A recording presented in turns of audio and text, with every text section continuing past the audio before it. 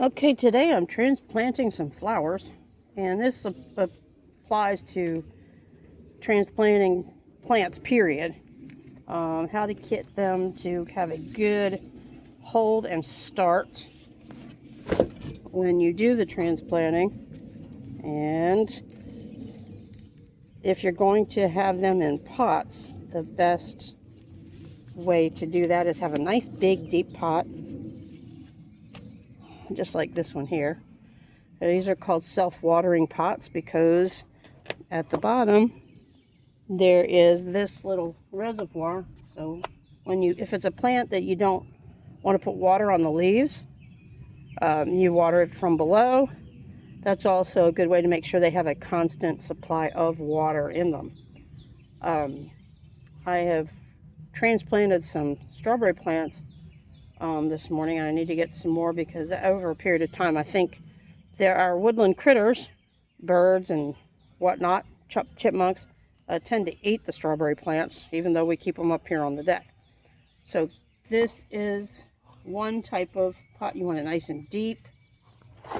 And then there is, I got this one out here because I need extra dirt for this one. And if you'll notice in these planters, there's a line that goes so far down. That's where you want your soil level to be. And that is to ensure that there's not too much dirt up around the base of the plants. The first thing you do in any pot like this is you want to take a bunch of rocks and put some rocks in the bottom of it. So that was when it was kind of like floated to the top.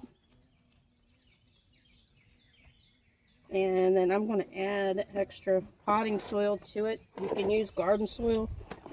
Potting soil for flowers is ideal because it's specifically for flowers. And that's what I'm transplanting today. Just some flowers. And just smooth that out. The big rocks from this other pot, I'll just take those out. There's some netting in there that we use to try to keep the critters out. And I'm just going to smooth that over to make sure it's at that level. Just like that. Take out these roots from a previous potted plant. I'm not even sure what that is. It could be a strawberry plant, I really don't know. But anyway, so one of the first things that you're going to want to do when you're transplanting your plants is rocks in the bottom of the pot, put the dirt in on top, fill it up to just a little bit above that crease line in your pan or pot, excuse me. And then this is what I'm going to be transplanting today. I'm going to put two of these little guys, two different colors in here. Now most of the times when you buy these at the store, you'll find out that they are ready to be transplanted. And the way you tell is when you grab a hold of this and it feels solid, a lot of times they're dry. You don't want to let these dry out. So you want to squeeze it around the little plastic growing pot. And then you want to wiggle it off. Now, do you see all those roots?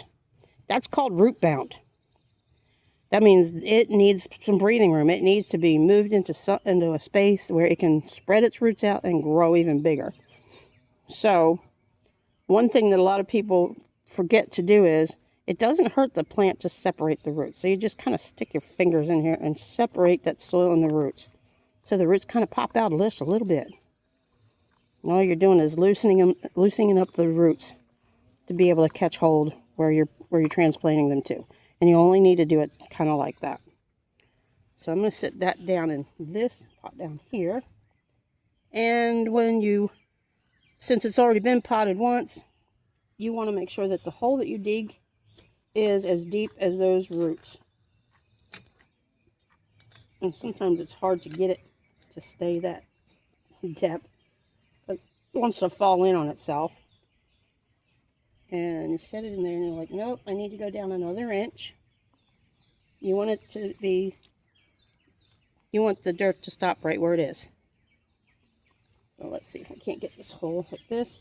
A lot of things that mistake that people make is they don't give it a first drink.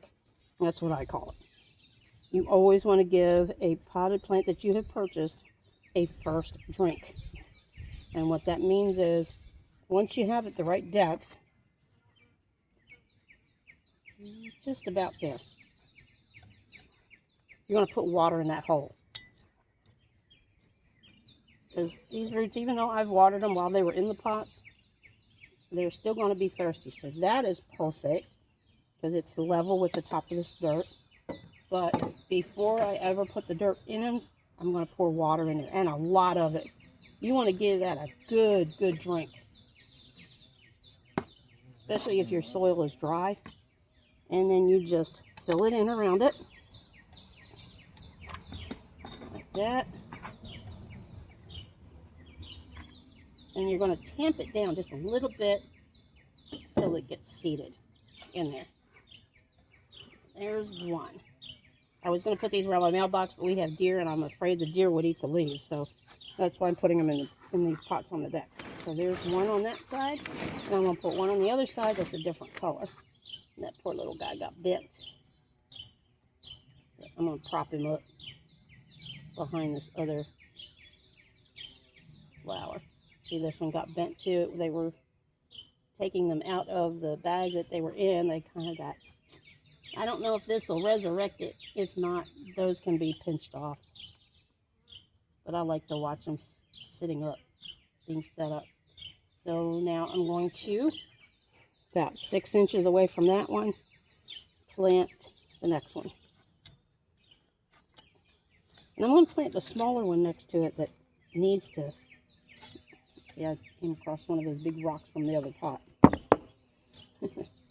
And deep hole for that. And grab this little guy. This one's so pretty.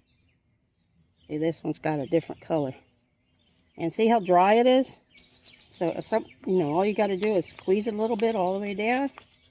And it should slide right out. Again, that one is also root bound. And you want to separate those roots just a little. Kind of fan them out at the bottom. That allows it to drink up the water. I'll set this little guy down here. And continue to make this hole the right depth. And the right width for that to fit in there. And let's see. Nope, needs to go a little bit more. It's very important that you have it down the depth that it was. And I've got bees flying around my head. They want to get into these flowers. Okay. Sometimes I'll just sit it in there. And then I'll give it that good first drink. Put that nice big, make it good and muddy in there. And cover them back up. Now I have 4 of these plants. I'm only putting 2 in it because these do fan out and spread. And I don't want it to get overcrowded. But the depth is good. It's twice the depth of the pot that it was originally in. Just like that. And then I've got 2 more that I'm going to plant. This will fill out this side. And this one will fill out that side as it grows. That's the proper way to transplant any plants that you buy at the store.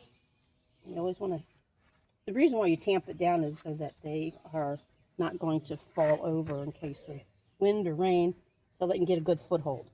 We're not due for any rain for a while, so these will do pretty darn well.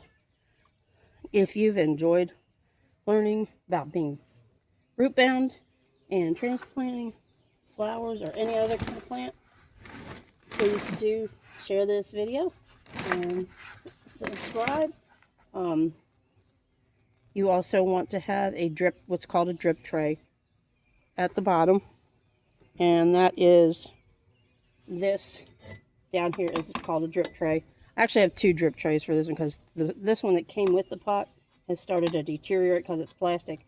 So I have another one underneath there to catch. It catches rainwater for when you don't water it, and it keeps the water in for when you do water it from below. If you're going to have dry weather, I would suggest watering it on top and keeping water in the bottom. until you get a good rain. Smooth that out. And these guys are done. Look how pretty they look.